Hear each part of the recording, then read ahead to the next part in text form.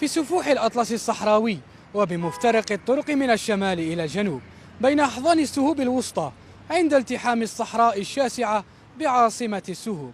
مسار يمر على مدينة الأغواط الزاخرة بمعالم سياحية ومواقع أثرية وتنوع ثقافي كبير.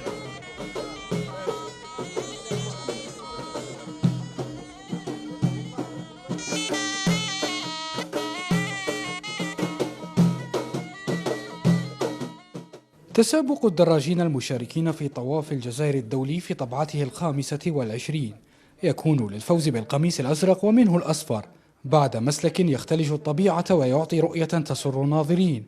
ينتهي المطاف بالفائز متوجا فوق المنصة التي يزين محيطها سفراء للثقافة.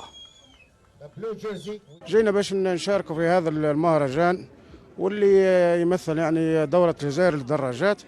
كما تعرفون الفرق الفولكلورية لها دور كبير في إحياء الثقافة والتقاليد وتراث الولاية، واللي يميز يعني عدة عناصر أهمها هي تعريف الأصالة الأغواطية والتراث الأغواطي واللباس الأغواطي خاصة.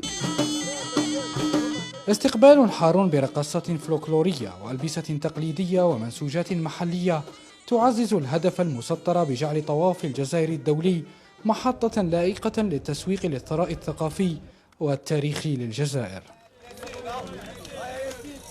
اليوم احنا سعداء جئنا بهذه الحقيبة الثقافية الفنية الفولكلورية لاستقبال هذه الوفود، ونحن سعيدون جدا بمشاركتنا في هذه الدورة.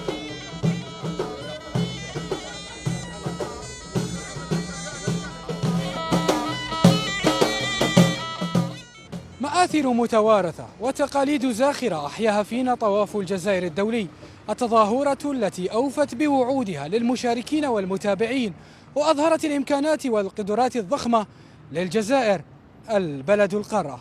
محمد بوعلم سلمي لقناة الجزائر الدولية.